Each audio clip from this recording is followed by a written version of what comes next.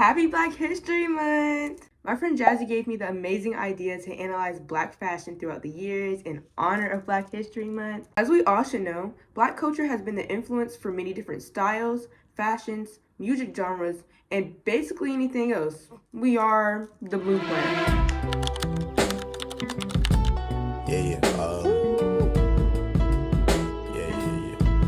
The Harlem Renaissance is an African American movement where arts, entertainment, and music, especially jazz, flourished in the 1920s. During this time, short hairstyles were very popular amongst Black women. Josephine Baker and Esther Phillips are the ones originally credited for popularizing finger waves. Flapper dresses, beads, and feathers were worn by women of this time, while the Black men wore zoot suits and slick back hairstyles. The fashion of this era represented dignity, elegance, and of course style. During the 1930s, males wore long suits, drape cuts, and high-waisted trousers. The fedora quickly became the most popular hat of this time. They often accessorized their looks with pocket squares and suspenders. We saw a lot of dresses with modest and fitted silhouettes, which was always worn with heels.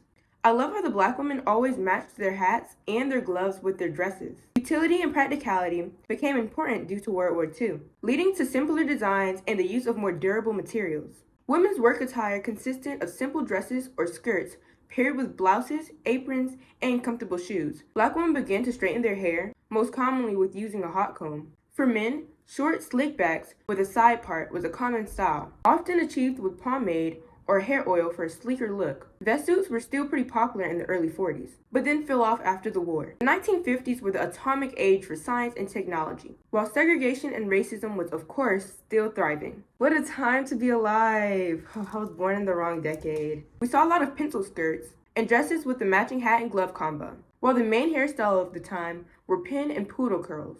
Open suits and casual slacks, with the main accessory being a watch, was worn by the men as a relaxed yet stylish look. The Black Ivy style was established by men in the 1950s. At the time, this very preppy style was a very bold move for Black men, as Black men decided to wear pieces that were associated with upperclassmen white men, to push out the narrative that Black people were less compared to white people. The 1960s was a key year for the civil rights movement. In the mid-60s, the Black Panther Party arose. We saw more afros and other natural Black hairstyles, symbolizing freedom and breaking free from oppression. Women rocked scarves and neckties, and also added more pops of color into their everyday wear. Peggy Ann Freeman is deemed to be the first Black model, and gained her popularity in Western Europe during the late 60s. She later became one of the first Black women to be featured on the cover of Vogue magazine in the 70s. The 70s marked a period of change, after segregation had just recently been outlawed. Natural hair was very big during this era. Genres of music, including funk, disco, and pop, heavily influenced the style that we see in the 70s. And Jimi Hendrix helped impact a lot of the style that we saw. Men wore a lot of tight and collared shirts, with bell-bottoms or flared jeans, paired with either boots, platforms, or even heels. Black women in the 70s embraced bold and empowering outfits, including sequins, jumpsuits, bell-bottoms, crop and halter tops, and big chunky heels. Diana Ross was one of the biggest fashion icons during this time, and will forever be, rocking every single look and hairstyle. The key fashion elements of the 70s included disco fashion, Afrocentric styles, bohemian chic, and glam rock. Hip-hop and rap heavily influenced the style of the 80s. There were a lot of athletic tracksuits, bucket hats, gold chains and jewelry, grills, and hoops. The rise of streetwear and shoe culture began in the 80s, with them also incorporating baggier fitting clothes. Jerry curls, high top fades, and box braids were very popular in the Black community during the 80s. The makeup trends of the time included bold and colorful eyeshadow with glossy lips and defined eyebrows.